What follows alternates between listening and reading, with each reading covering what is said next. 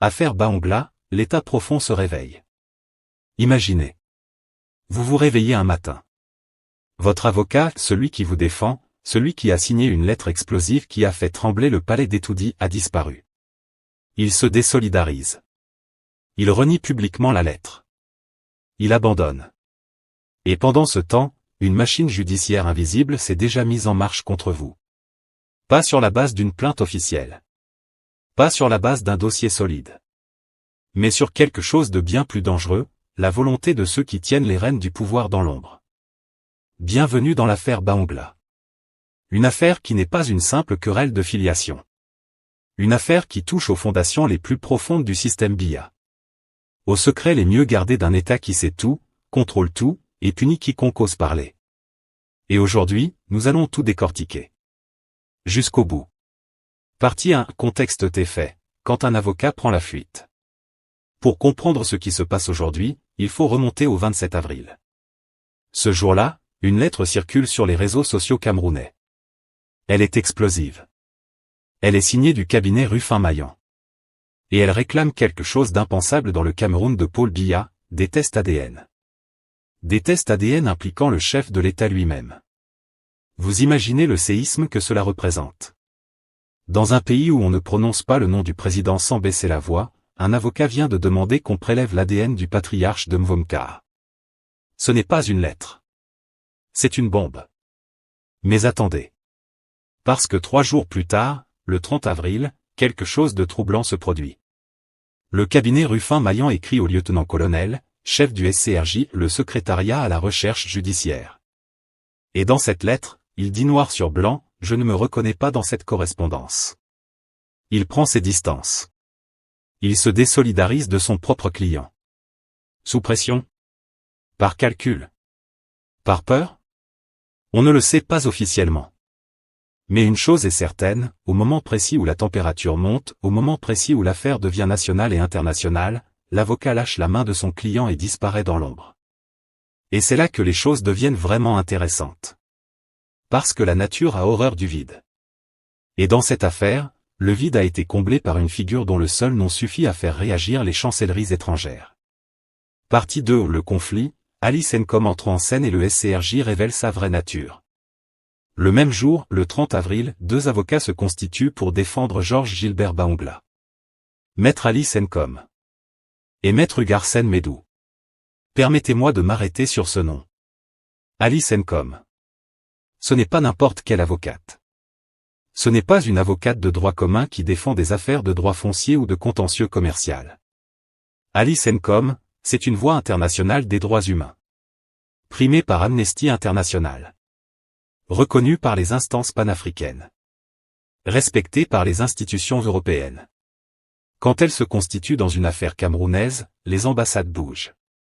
Les chancelleries regardent. Les organisations internationales sortent leur carnet. Et c'est exactement ce qui inquiète le pouvoir. Mais revenons aux faits. Maître Ncom et Medou demandent un report d'audition d'1 semaine. C'est une demande standard. Normale. Légale. Toute nouvelle équipe de défense a besoin de temps pour prendre connaissance du dossier. C'est le BABA du droit. Et qu'est-ce que le SCRJ fait? Il refuse. Mais pas par écrit. Par téléphone. Et pas n'importe quel jour. Un jour férié. Le 1er mai. Maître Alice Ncom ne tarde pas à réagir. Dans un courrier daté du 4 mai, elle relève froidement 2 irrégularités procédurales majeures, une réponse orale à une demande écrite, et une communication faite un jour non œuvré. 2 irrégularités. Documentées. Officielles. Et désormais dans le dossier. Voilà où nous en sommes. D'un côté, une défense qui se consolide méthodiquement, qui documente chaque erreur de procédure, qui bâtit pierre par pierre un dossier solide. De l'autre côté, une machine judiciaire qui semble pressée, trop pressée, et qui, dans sa précipitation, laisse des traces. Mais ce n'est pas tout. Parce que pendant que Maître Ncom écrit ses courriers, sur les réseaux sociaux, un personnage sort de l'ombre pour attaquer Bahongla. Un universitaire, dont nous tairons le nom, publie un texte virulent. Il traite Bahongla de fuyard piteux, d'imposteur de mauvais goût, de lâche. Il fait un point juridique sur la compétence des tribunaux civils pour les tests ADN. Ce point est réel. Techniquement, il n'a pas tort sur la procédure. Mais la violence du vocabulaire trahit quelque chose. Quand on a raison sur le fond, on n'a pas besoin de hurler. Quand les arguments sont solides, on n'insulte pas. Cette fébrilité révèle une anxiété que les arguments seuls n'expliquent pas. Et c'est ce que nous allons décortiquer maintenant. Partie 3, révélation et décryptage, une plainte qui n'existe peut-être pas. Voici le cœur du problème. Le nœud gordien de toute cette affaire. La convocation du secrétariat à la défense, le CED, ne mentionne aucun plaignant. Lisez bien. Pas de nom. Pas de plaignant officiel. Aucune mention de Franck-Emmanuel Olivier Biya comme auteur d'une plainte formelle pour diffamation et cybercriminalité contre Georges Gilbert Bahongla. Et c'est là que certaines sources très bien introduites au palais d'Etoudi commencent à parler. Selon ces sources, et ici nous nous plaçons dans le domaine de l'analyse et non de la certitude, il n'y aurait pas eu de plainte formelle déposée par Franck Biya. Ce que nous vivons ne serait pas une procédure judiciaire classique. Ce serait, selon ces analyses, une autosaisine opportuniste. Une manœuvre montée pour faire plaisir à celui qui est déjà perçu par beaucoup comme le futur patron présomptif du système Biya. Jean-Marc Sobot, analyste du système politique camerounais, va encore plus loin. Il soutient que les poursuites évoquées relèveraient davantage d'un règlement de compte interne que d'une procédure judiciaire normale. Il décrit un système opaque, dominé par des rivalités de clans, où les questions de filiation et notamment celles qui entourent Bahongla et Franck Biya sont connues dans certains cercles, mais volontairement entretenues dans le flou. Volontairement entretenues dans le flou. Parce que ce flou arrange quelqu'un. Parce que ce flou profite à quelqu'un.